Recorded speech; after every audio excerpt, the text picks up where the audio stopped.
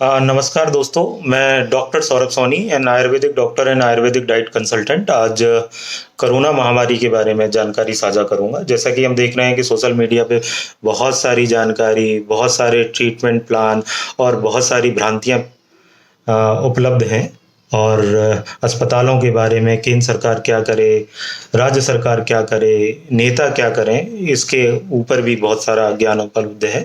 लेकिन मैं बात करना चाहूँगा कि हम किस तरह का अनुशासन या किस तरह का व्यवहार करें जिससे इससे बचे रह सकते हैं। और हम डॉट्स या पॉइंट्स में बात करेंगे, बहुत लेंदी बात नहीं करेंगे जिससे किसी तरह का कोई कन्फ्यूज़न अराइज हो। पहली चीज़ तो है कि प्रॉपर मास्किंग।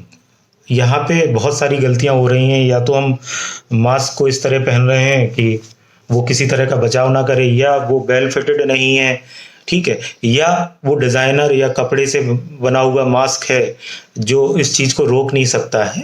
इसलिए प्रॉपर है कि आप N95 मास्क ही यूज करें अगर उपलब्ध है तो, अदरवाइज जो उपलब्ध है उसके थ्रू आप काम करें। ठीक है, सर्जिकल मास्क हर जगह उपलब्ध है, उसका उपयोग करें, उसके ऊपर आप दूसरा मास्क लगा लें। इस तरीके से आप अपने आप को डबल मास्किंग की तरह बचाव करें।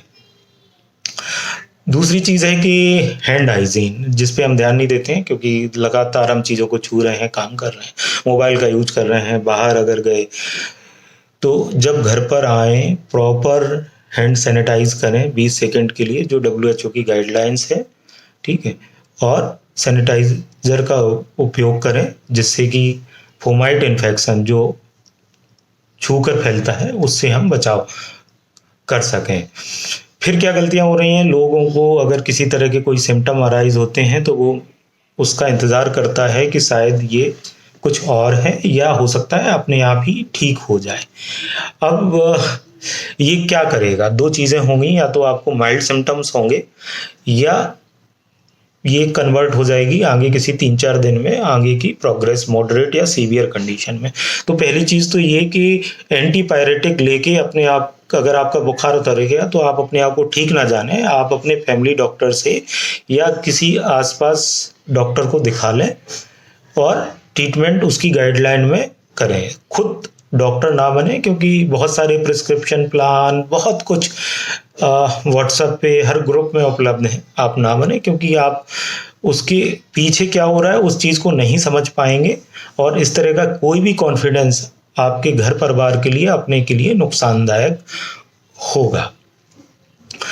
तो अगर आपको बुखार है तो पहले कोशिश करें कि स्पॉन्जिंग करके उसको ट्रीट करें और सीधे अपने डॉक्टर से संपर्क करें। क्योंकि हमने एंटीपायरेटिक ले ली, हमारा बुखार उतर गया, 3 से 4 दिन हमको लगा कि हम तो ठीक हो गए जी, और हमने इसका लाइसेंस ले लिया, अब और अपने आप को आपने खतरे में डाल दिया। तो सीधा यस और नो है कि आप डॉक्टर से संपर्क करेंगे, उसके हिसाब से आप अपना ट्रीटमेंट प्लान लेंगे। अब आ जाती है कि आयुर्वेदिक डॉक्टर होने मैं आयुष्वाद पर भी बात करता हूँ कि लोग बाग बहुत ज़्यादा गर्म पानी आयुष्वाद ले रहे हैं। ये गर्मी का मौसम है।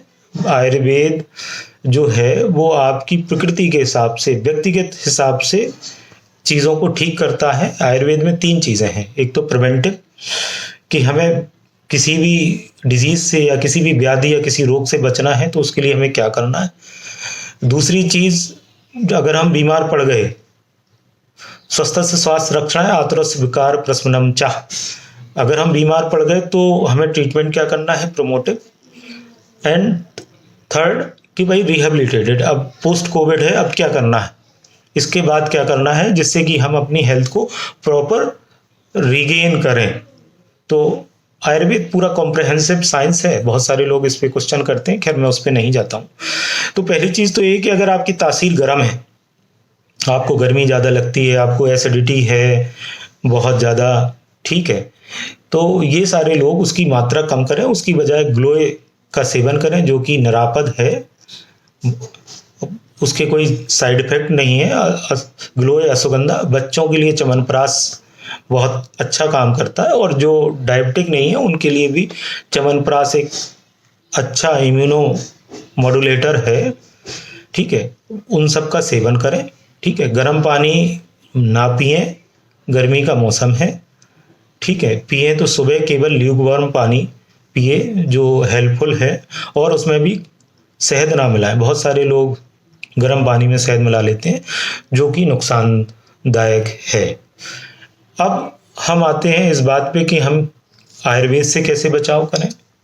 तो एक चीज़ तो ये कि जिन औषधियों का सेवन कर रहे हैं, या तो आप सीधे किसी आयुर्वेदिक डॉक्टर से या हमसे संपर्क करें कि हमारे स्वभाव के हिसाब से, हमारे प्रकृति के हिसाब से हमें क्या लेना चाहिए। आयुर्वेद में जो इम्यूनोमोडुलेटर या इम्यूनो बूस्टर जो कहा जाता है, हम उसको व्याधि क्षमता कहते हैं कि डिजीज़ को लड़ने की क्षमता हमारे अंदर कितनी है।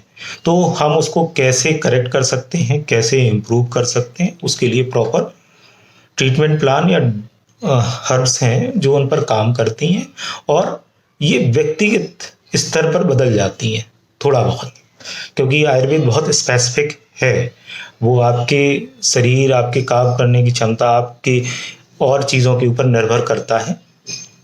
अब आ जाते हैं, बहुत सारे क्वेश्चंस आ रहे हैं कि क्या आयुर्वेद में कोविड के लिए कोई ट्रीटमेंट है, क्या कोरोना के लिए कोई ट्रीटमेंट है, क्या इससे हम पूरी तरीके से ठीक हो जाएंगे।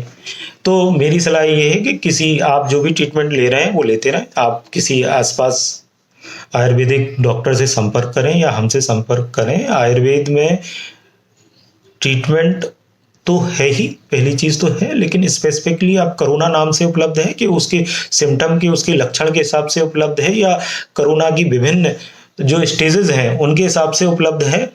उस पर हम चर्चा अलग से बाद में करेंगे। लेकिन ये है कि मेरी सलाह ये है कि आप जो भी ट्रीटमेंट जहाँ पे भी ले रहे हैं, आप आयुर्वेद की हेल्प ले लें। इससे क्या होगा कि डिजीज़ का प्रोग्रेशन और जो सिम्टम है वो डेफिनेटली रिड्यूस कर जाएंगे, ऐसा अनुभाविक है।